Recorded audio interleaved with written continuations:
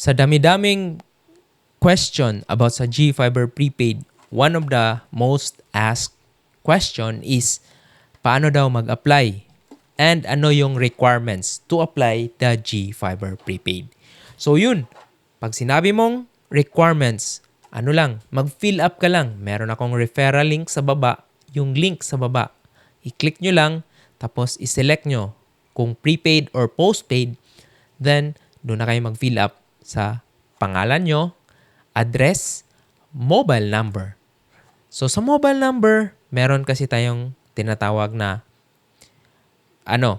kahit anong telecoms na mobile is pwede nyong gamitin as long as reachable siya.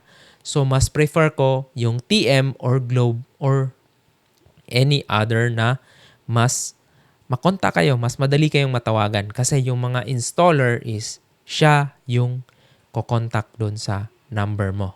Kaya yun yung advantage pag yung mobile number is naka-TM or naka-Globe.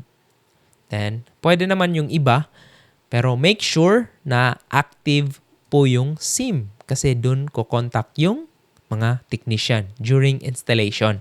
And yung reference number mo, yung mobile number mo is yun na rin yung gagamitin pag nag-load ka ng G-Fiber Prepaid. So, unlike before na napakahirap mag-apply ng postpaid fiber kasi kailangan mo ng proof of billing. Ito, sa G-Fiber Prepaid, wala. Fill up ka lang online. Wala na ngang ID. Basta mag-fill up ka lang. Then, dun. After mag-fill up mo, pwede mong ipin yung location kung saan yung lugar nyo para ma-assist agad yung connectivity if merong available na fiber sa lugar nyo.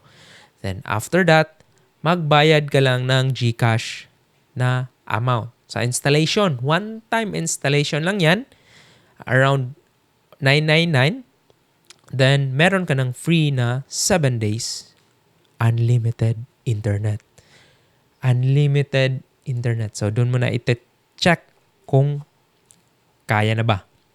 And after that, so, ma-install na. So, yun. Tatawag na yung, after ka magbayad, then i-schedule na yan kung kailan yung preferred schedule mo. Then, by the way, minsan madidelay yung mga technician. Kasi maraming factors. Number one is weather. Kung maulan, hindi naman sila pwedeng umakyat sa poste na maulan or mabasa. Kaya yun, weather. Number two is permits. Pag sa condominium or any other, so before sila makalatag ng fiber sa labas, then they will need to secure a permit. Number three is, depende talaga yan sa mga bookings. Kaya kung be patient, tapos once ma-install na, dun, magdadala yan technician ng ganito. So ito yung ONU, Optical Network Unit. So dito, syempre, maglalatag sila ng fiber galing sa poste, di ba? So latag natin, fiber galing sa poste. Tapos yung endpoint ng fiber is ganito yung connector.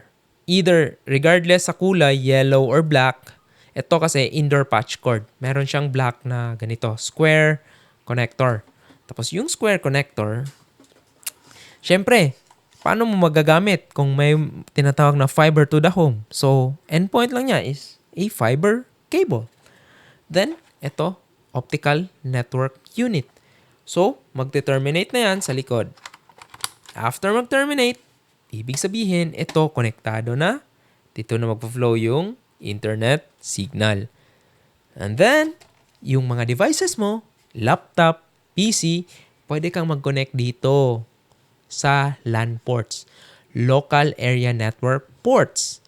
And then, activated po siya comparing sa competitor, naka-deactivate. So, active yang lahat na LAN port. Then, meron din itong kagandahan is meron ding mobile Wi-Fi signal. So, the Wi-Fi signal has a 2.4 band and a 5 GHz band. Mas maganda pag dun ka sa 5 GHz na band. Yung sa dulo ng Wi-Fi name may 5G para mas mabilis yung connection. Yung 2.4 kasi medyo congested na siya na band. Kaya as much as possible, connect to the 5G band. So yun, itetest mo na. Kaya. So, dapat up to 100 Mbps yung fiber connection pag successful yung fiber installation sa bahay nyo. So, punta ka agad sa fast.com or speedtest.net para matest yung speed. Okay? So, wag muna. Mag-subscribe muna kayo sa channel ko kasi napansin ko maraming nagsisilip pero hindi naman sila subscribe kahit nakatuto naman sila ng maayos. At then, yun, libre na po ito lahat ha. So, wala na kayong extra babayaran. Doon lang sa installation fee. Maglalagay na yan. Yung load is pwede na kayong mag-load. After successful installation, i-enroll nyo agad sa Globe One app para mas madali yung loading or sa GCash. Okay? So, after that, yun, let me know. Then, gamitin nyo yung referral link sa baba para mas madali kayong ma-installan. Alright. Mapa-postpaid or mapa-prepaid. Be sure to use my referral link below. Alright. So, yun. Salamat and ayos!